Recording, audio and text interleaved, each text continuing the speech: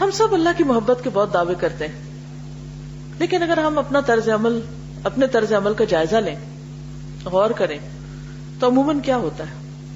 مثلاً ہمارے سامنے اگر ہمارے بچے کا ذکر چھڑ جائے تو ہم کتنا بولتے ہیں، کتنی باتیں کرتے ہیں اور کیے چلے جاتے ہیں انتھک.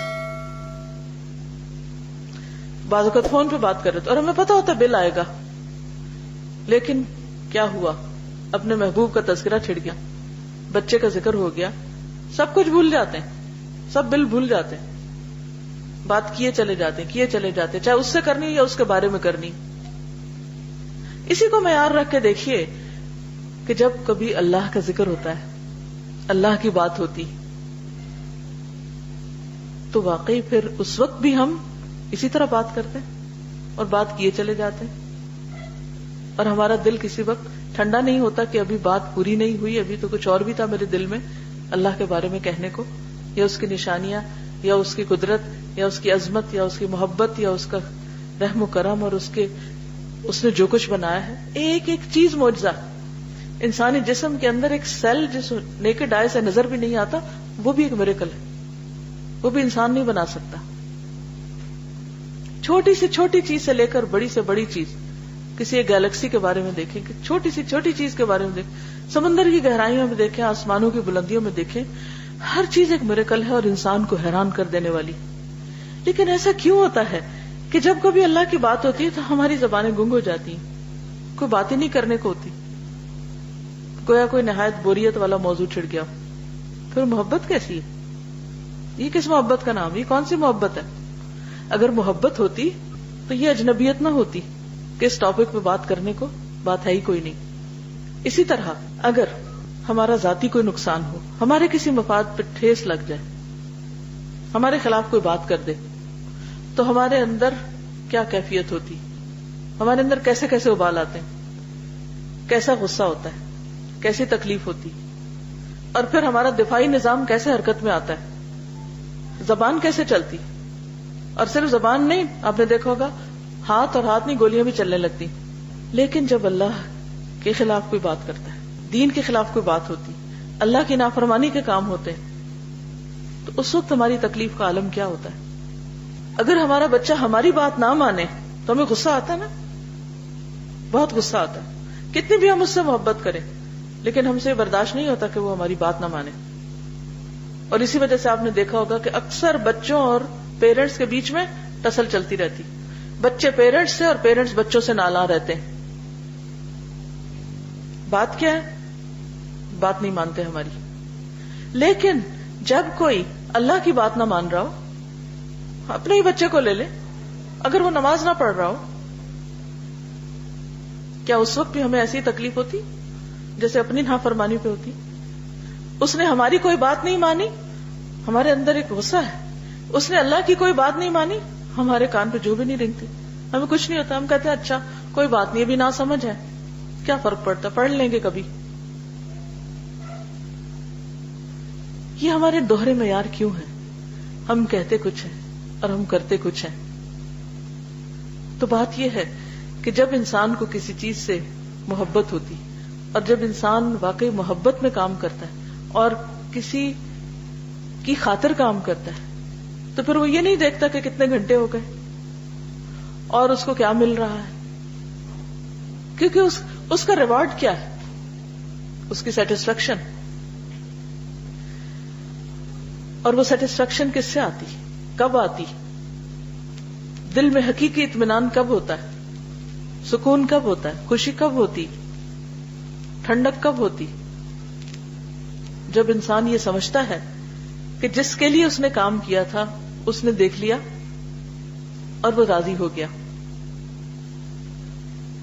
جب اس کی یاد دل میں ہوتی، اس کا خیال دل میں ہوتا، جب اس کے لیے کام ہوتا ہے، تو پھر ہمیں اطمینان بھی ہو جاتا ہے.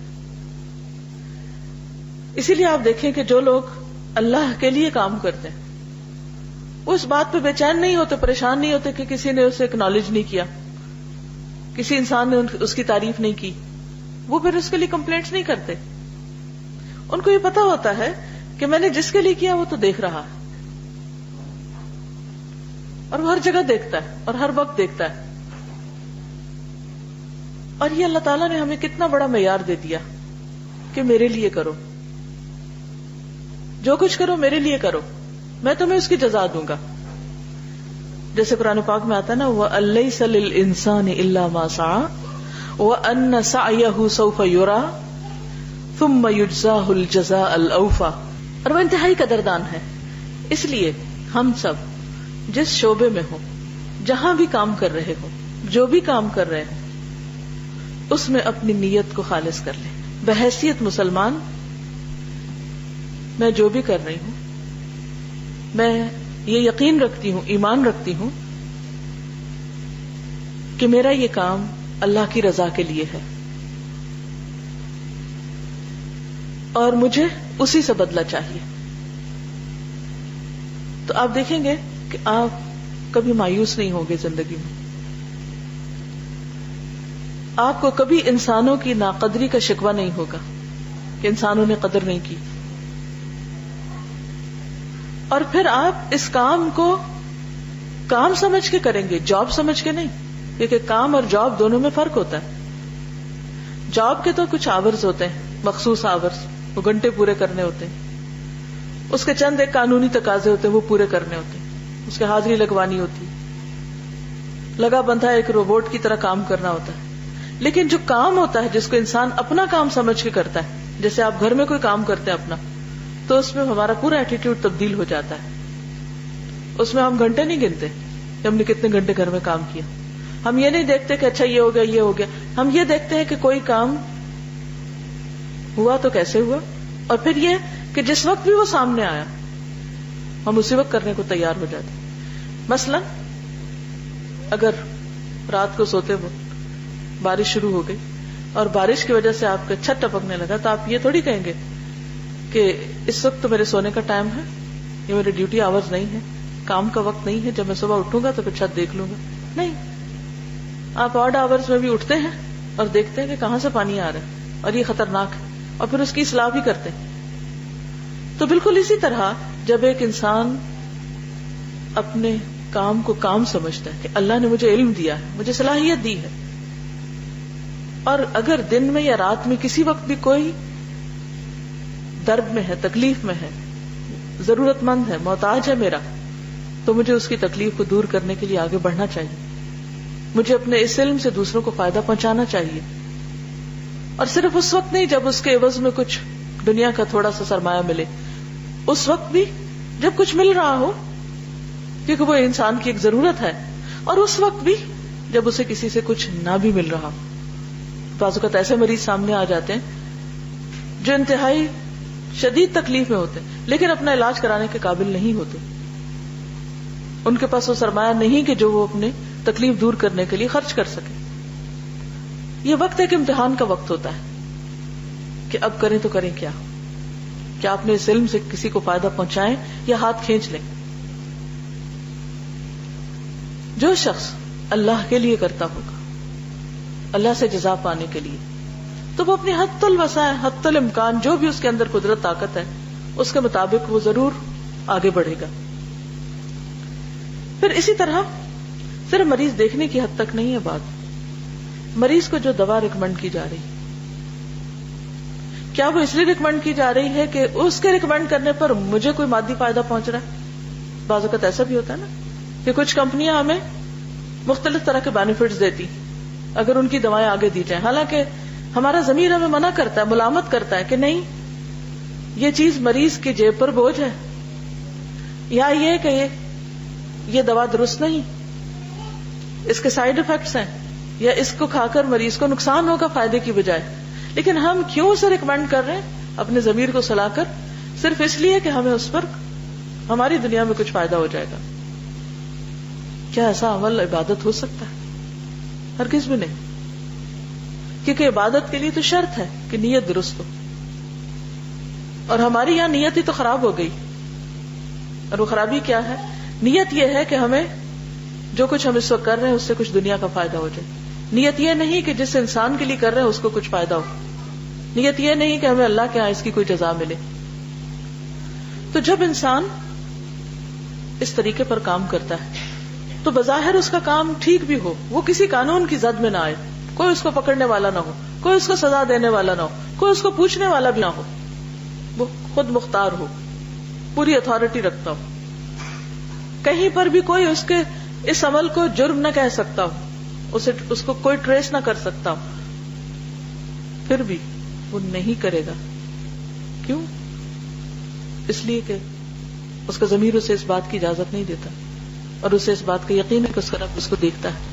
لہذا اس کا ایسے وقت میں اپنے آپ کو، اپنے نفس کی خواہشات اور اس کے تقاضوں کو ایک طرف رکھ کر صحیح فیصلہ کرنا، یہی سراسر اس کے لیے عبادت بن جاتا ہے. اسی طرح یہ ہے کہ بعض اوقات ہم کوئی کام کرتے وقت کچھ بھی نیت نہیں کرتے، بس اس لیے کرتے ہیں کہ کام ہے. صبح اٹھتے ہیں، ایک روٹین میں تیار ہوتے ہیں، کہاں جا رہے ہیں؟ جاب پہ جا رہے ہیں. جاب پہ جاتے ہیں، اب مشین کی طرح کام شروع کر دیتے ہیں، اور اس کام میں کوئی روح نہیں ہوتی، کوئی نیت نہیں ہوتی، کوئی موٹیویشن نہیں ہوتی، بس ایک لگی بندی روٹین میں کام ہو رہا ہے. ایسا کام انسان کو تھکا دیتا ہے، انسان اس کام کو انجوائے نہیں کرتا، وہ صرف گھڑی دیکھتا رہتا ہے پھر کہ کب چھٹی کا وقت ہوگا، وہ کیلنڈر دیکھتا رہتا ہے کہ کب کب چھٹیاں ہوں گی. وہ یہ نہیں دیکھتا کہ میں یہ کام کیوں کر رہا ہوں. اسی لیے ہم دیکھتے ہیں کہ اللہ کے ہاں وہی عمل باعث اجر ہے جس کے پیچھے ایک نیت ہو. حدیث میں آتا ہے کسی عمل پر اجر نہیں ملتا جب تک اس میں اللہ سے ثواب حاصل کرنے کی نیت نہ ہو، اور نہ ہی کوئی عمل اچھی نیت کے بغیر قبول ہوتا ہے، یعنی اللہ کے ہاں قبول نہیں ہوتا. اب شعوری طور پر ایک نیت کرنا انسان کو اندر سے انرجائز کر دیتا ہے کہ میں کہیں پر کیوں جا رہا ہوں، کوئی کام کیوں کر رہا ہوں، اللہ کی خاطر کر رہا ہوں. کون ہے اللہ؟ کیا تعلق ہے اس سے میرا؟ کیا واقعی وہ دیکھ رہا ہے؟